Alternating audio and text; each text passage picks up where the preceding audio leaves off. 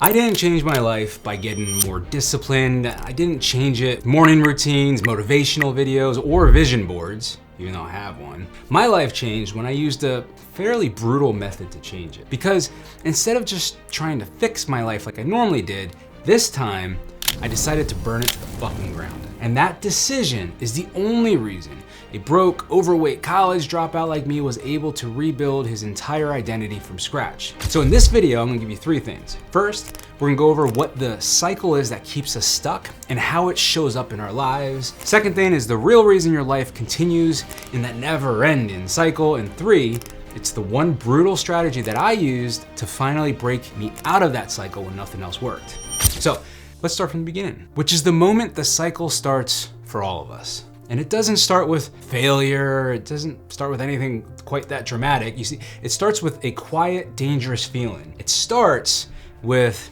meh. Now you probably know the meh feeling.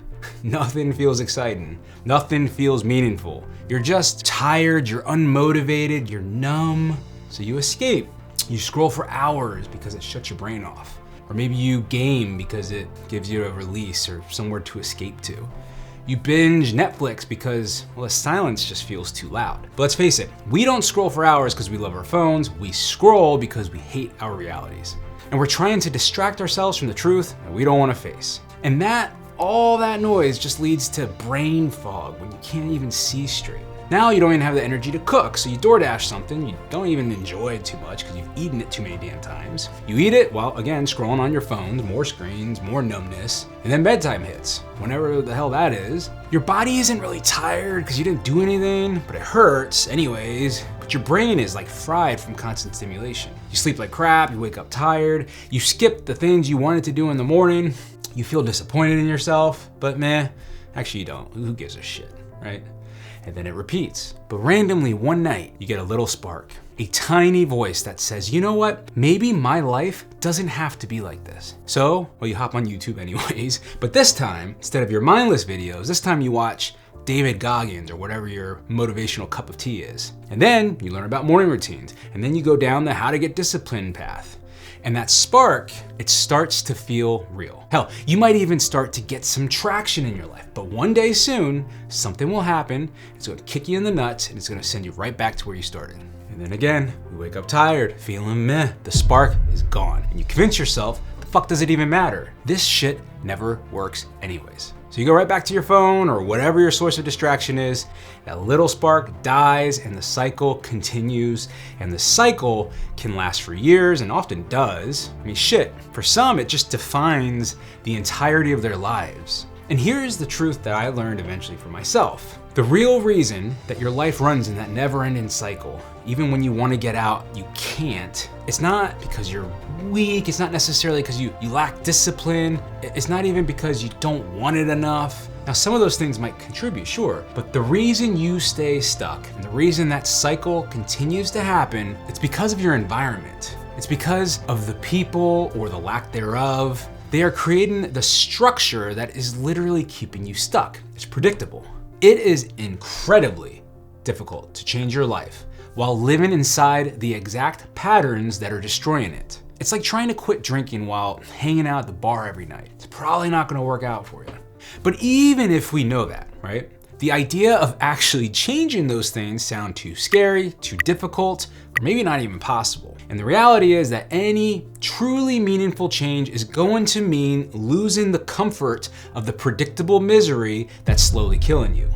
Because you cannot keep the things that trap you and build a new life at the same time. So that's when I realized those tiny sparks, you know, when you have those moments of that little spark, that feeling like maybe you could do something more, right? What I realized was the motivation that they represented, they weren't enough because motivation always just burns out, it disappears. And again, because something, and I mean something, always finds a way to just kick us right back to the beginning of the loop. So it took a while, but the next time I felt that spark, I devised a plan. This plan would be a brutal method, but I would use it to get myself out of that trap because I needed something that would grab that spark, protect it, and give it room to grow. I needed to shake up everything. So one day I woke up, I said, fuck it, and I joined the military. You see, I saw an ad, I went on the website, went to the local recruiter, and just started the process. It was impulsive and it was reckless, and it was arguably one of the best decisions of my entire life. Warning,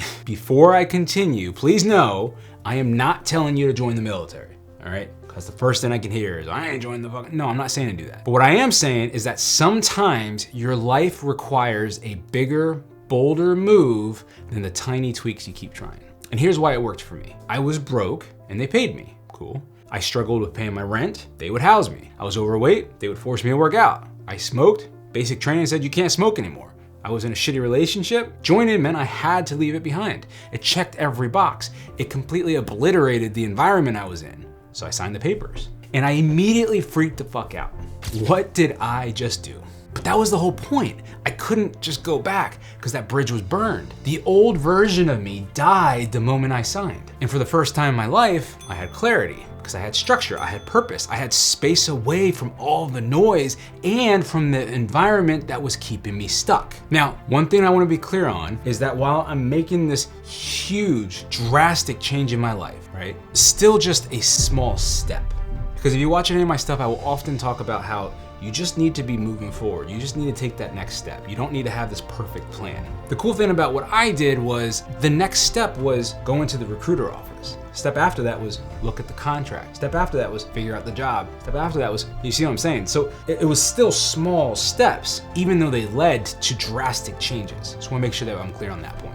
Okay. And then after all that shit, after I came home, after months and months of being gone, everything was different. I was fit, my acne was gone because I was eating better. I was confident, I had money, but more importantly, my mind was more quiet than it has ever been. So for the first time, I could actually think. Imagine that. I have ADHD and I have all these things, I have all these conditions, and then they're just kind of healed. Why? Because of the environment. Because those conditions and the busy mind and all those different symptoms weren't necessarily because I have mental disorders, it was because of the environment I was trapped in. And because I was able to think for the first time in a long time, it gave me clarity, and that clarity led to another decision that would change my life forever. That is when I started another business, and this time it actually succeeded. Years later, that business became worth millions of dollars. People assume that my success started with entrepreneurship. No. It started with a little spark, just like always. It started with the massive shift in identity. It started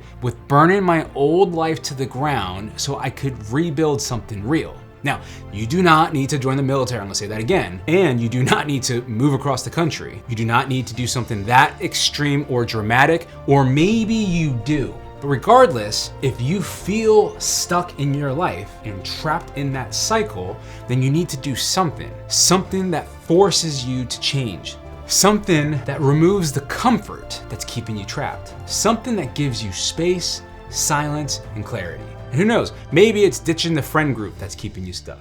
Maybe it's deleting the apps that drain you. Maybe it's moving out of the environment that you're living in that's killing your ambition. Or maybe it's quitting the job that's slowly breaking you. Joining some movement, something that forces you to show up. Volunteer somewhere, I don't know what it is, but whatever it is, sometimes you need to get messy and really work on rebuilding. Because once you rebuild that environment and your habits and your identity, then you stop drifting. Now, you'll still have your ups and your downs, but the baseline for your life, it rises. And you finally start to get traction, which builds that momentum. And everything becomes just a little bit easier. So if you're stuck right now, unfulfilled, or just generally living a life you don't love, then ask yourself, what part of your old life needs to burn so you can finally build the one that you want to live? All right, cool. That's it for this one. If you liked that video, then I strongly suggest you check out this one. Why? I don't know why, because you fucking just watch it. It's good. Cool. I'll catch you in the next one, and I hope to see you on the path.